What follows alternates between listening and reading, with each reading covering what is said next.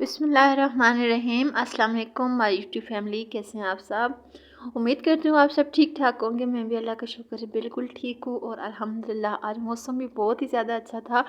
तो आज first time मैं मकई की रोटी बना रही थी।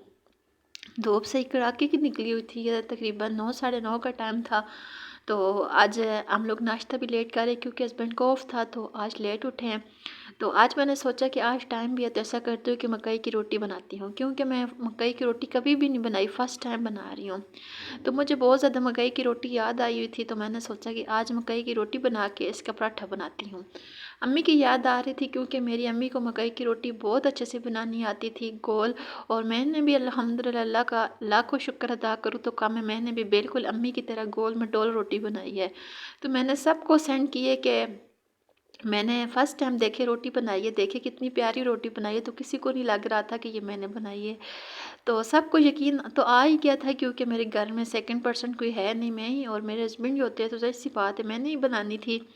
तो सबको ने बड़े अप्रिशिएट किया है कि चलो जी अच्छी बात है, इस तरह ही मेहनत करती रहो। तो अल्लाह का शुक्र है कि बड़ी अच्छी बनाई है। आप सबको पता है कि मकई की रोटी बनाना मुश्किल होता है, इसका आटा गूँथना और इसको रोटी बनाना मुश्किल है। तो हाथों के साथ इसकी ग्रिप होती है, वो भी सारे क्लिप मैंने रिकॉर्ड किया है, लेकिन पता नहीं मेरे मोबाइल में शायद थी डिलीट हो गए हैं कि मकई की रोटी को किस तरह बनाते हैं। इसको बेलना तो नहीं होता है, इसको तो हाथों के साथ बनाना होता है। तो वो इंशाल्लाह मैं जब दोबारा बनाई तो मैं आपके साथ वो क्लिप भी शेयर करूँगी। तो काफ़ी दिनों से मैंने व्लॉग अपलोड नहीं किया था, आज मैंने सोचा लाज़मी अपलोड करती, क्योंकि इंस्टाग्राम पे मुझे बहुत ज़्यादा मैसेजेस आ रहे थे कि आप व्लॉग क्यों नहीं अपलोड कर रही, क्या वजह है। तो अपने लिए तो पराठा बना लिया था, अब हस्बैंड के लिए बना रही हूँ रोटी, क्योंकि वो मकई की रोटी नहीं खाते। लेकिन जब मैंने बनाई है तो उन्होंने बड़े शौक़ से खाई है, तक कि मेरे लिए थोड़ी सी छोड़ी थी। तो मैं आपको जवाब दूँ कि मैं काफ़ी दिनों से एक्टिव नहीं थी यूट्यूब पे, क्योंकि मुझे निमोनिया हुआ था। इस वजह से मैं बीमार होने की वजह से मैं वॉइस ओवर नहीं कर सकती थी, क्योंकि जब भी वॉइस ओवर करती थी तो खांसी आ जाती थी और गले में खराश बहुत ज़्यादा थी, गले में दर्द था और मेरी आवाज़ ही नहीं निकल रही थी। तो वीडियो तो मेरे पास बनी हुई थी, लेकिन एडिट भी हुई थी, लेकिन वॉइस ओवर नहीं था।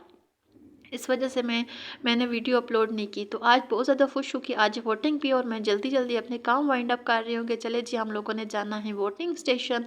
तो अभी हम धूप में एक ही कमरे में धूप बहुत अच्छे से लगती है, जो बच्चों का रूम है।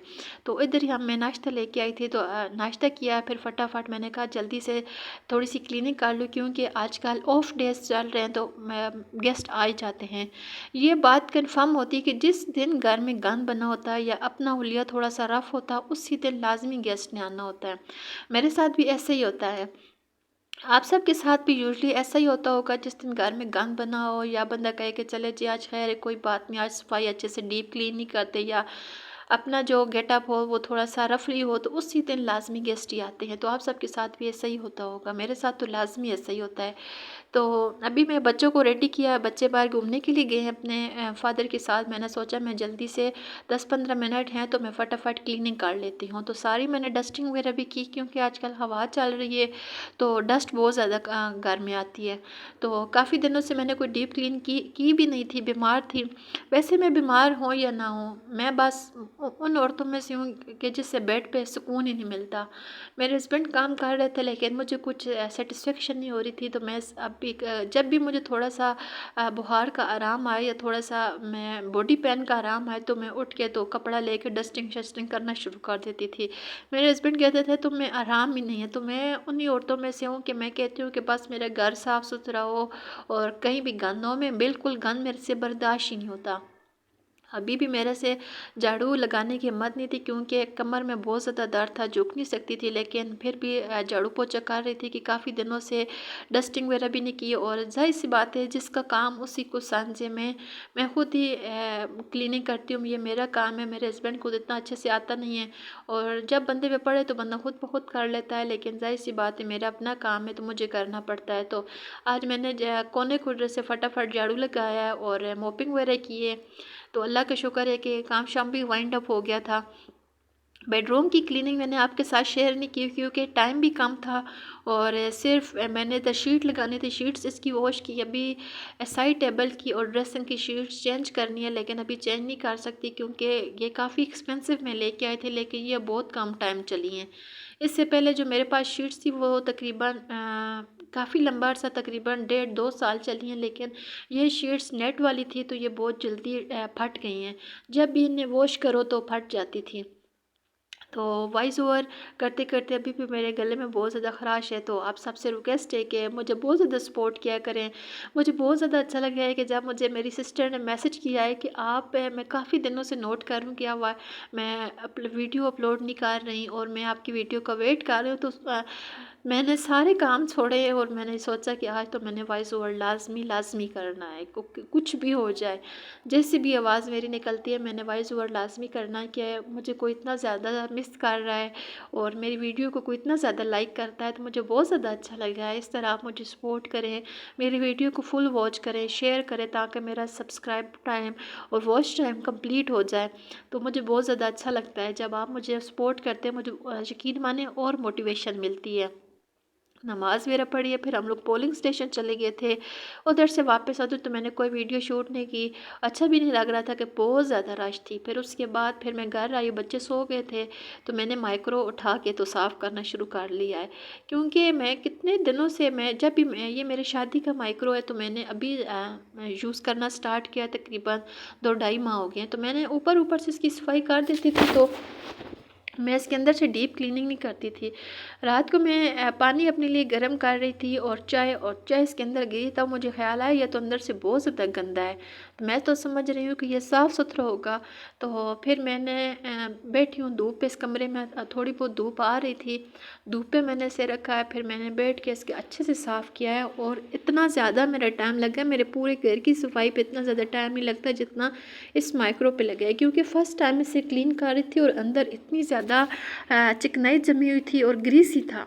गर्म पानी करके थोड़ा सा लिक्विड मैंने डाला है और 2 मैंने वेलवेट वाले कपड़े लिए हैं, एक के साथ गीला कपड़ा करके और एक के साथ खुश्क कर रही थी मैं, तो बहुत अच्छे से साफ़ सुथरा हो गया था। और इतनी ज़्यादा ग्रीस जमी हुई थी कि मैं परेशान थी कि मेरे घर में इतनी गंद कोई चीज़ इतनी गंदी नहीं होती जितना गंदा मेरा माइक्रो है।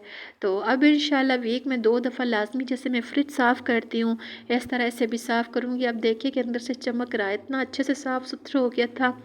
और प्लेट तो मैंने लास्ट नाइट जब इसके अंदर चाय गिरी थी तब मैंने साफ़ कर ली थी। तो मैं इंशाल्लाह अब थोड़ी सी एक्टिव रहूँगी और आपके साथ टाइम टू टाइम अपनी रूटीन शेयर किया करूँगी। देखिए माशाल्लाह कितना अच्छा साफ़ सुथरा लग रहा है। तो मुझे बस मेरे अंदर हिम्मत हो ना हो, बस मैं कहती हूँ कि मेरा घर साफ़ सुथरा होना चाहिए और हर चीज़ नीट एंड क्लीन होनी चाहिए, कहीं डस्ट कहीं गंद ना हो।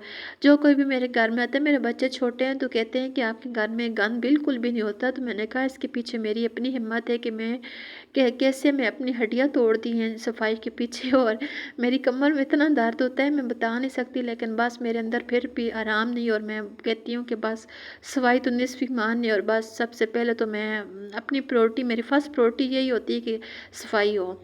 तो काफ़ी दिनों से हस्बैंड के ये 2 जोड़े पड़े हुए थे प्रेसिंग के लिए, खुद से बैठा नहीं जा रहा था और उन्हें करने नहीं आते थे। तो आज सोचा कि इन्हें भी ये काम भी निपटा लूँ और ये भी प्रेस कर लूँ। तो काफ़ी दिनों से पड़े होते हैं, फिर पड़े-पड़े कपड़े मैले भी हो जाते हैं, तो दोबारा वॉश करना फिर थोड़ा मुश्किल होता है। तो मैंने सोचा कि बेहतर यही है कि सर्दियों के कपड़े हैं, जल्दी प्रेस हो जाते हैं, तो इन्हें ऐसा करती हूँ प्रेस करती हूँ और ये काम भी ख़त्म होने के बाद फिर करती हूँ कुकिंग। और नाश्ता लेट किया था तो इस वजह से डिनर थोड़ा जल्दी बनाऊँगी। डिनर में वही सुबह की जो मैंने रोटी बना के मकई की रखी हुई थी वही थी, और साथ में मेरे पास दाल काफ़ी दिनों से पड़ी हुई थी बॉयल हुई। काफ़ी दिनों से तो नहीं कह सकते कि 1 डेढ़ मंथ हो गया है मैं चीज़ें वगैरह बॉयल करके रख लेती हूँ फ्रिज में, कभी गैस का नहीं पता होता। गैस हो ना हो तो फटाफट बंदा खाना बना लेता है। तो सबसे पहले मैंने लहसुन और अदरक का पेस्ट मैंने थोड़ा सा फ्राई किया और उसके बाद जो टमाटर मैं हमेशा ग्राइंड करके डालती हूँ, मुझे इस तरह टमाटर ऐसे खाना भी जल्दी बनता है।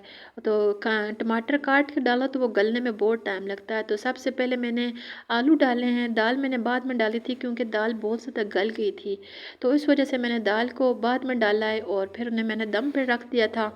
तो खाना माशाल्लाह बहुत अच्छा बना था, काफ़ी दिनों बाद बना रही थी तो 2 ही सालन मैंने बना लिए थे। मकई की रोटी पड़ी हुई थी, और वो जो सुबह मैंने बनाई थी वो 4 रोटियाँ थी। मुझे क्वांटिटी आटे की क्वांटिटी का नहीं पता था कि कितनी क्वांटिटी डालें और कितनी रोटियाँ बनती हैं। ऐसे रोटियाँ मैंने बिल्कुल परफ़ेक्ट बनाई बनाई थी, लेकिन मुझे आटे की क्वांटिटी का नहीं पता था कि कितना आटा डालूँ और कितनी रोटियाँ बनेंगी। तो साथ में मेरे पास पड़ा हुआ था बॉयल सरसों का साग, तो वो भी फिर मैंने उसको भी तड़का लगाया है और 5-10 मिनट के अंदर ये भी बन गया था। इसको भी मैंने हल्की आँच पे रख दिया था दम पे, और फिर मैंने बर्तन वगैरह वॉश किए हैं, वो मैंने वीडियो नहीं बनाई, बच्चे भी जागे थे। और रोटी फिर मैं तवे पे डाल दी थी। ये 2 रोटियाँ 4 रोटियाँ सुबह बनाई थी, 2 रोटियाँ सुबह मैंने नाश्ते में मैंने ऐसा पराठा बनाई थी और 2 रोटियाँ बच गई थी, तो सोचा कि ये अभी बना लेती हूँ। तो मकई की रोटी ये होता है कि काफ़ी देर तक पड़ी नहीं रहती, क्योंकि ये फिर आटा टूट जाते हैं, और मेरी अल्लाह जाने क्यों नहीं टूटी, लेकिन हाफ़ कुक करके रख लेनी चाहिए। तो हल्की आँच पे मैंने पका रही थी, मैंने कहा एक को कुक करके हाफ़ कुक करके सुबह पराठे के लिए रख लेती हूँ और उसके ऊपर तेल लगा लूँगी, और एक अभी के लिए। मेरे हस्बैंड को मकई की रोटी बिल्कुल नहीं अच्छी लगती, मुझे बहुत ज़्यादा अच्छी लगती है पराठे के तौर पे। तो वैसे भी मैं खाती हूँ, लेकिन पराठे में मुझे बहुत ज़्यादा अच्छी लगती है। तो देखिए मेरा साग भी बन गया था, और इसमें मैंने थोड़ा-सा देसी घी डाला था, और साथ में मेरी थी चने की दाल, और उसके अलावा रोटी थी। तो आप सबको कैसा लगा है मेरा व्लॉग? अगर अच्छा लगा तो लाइक शेयर लाज़मी कीजिएगा। Thanks for watching me.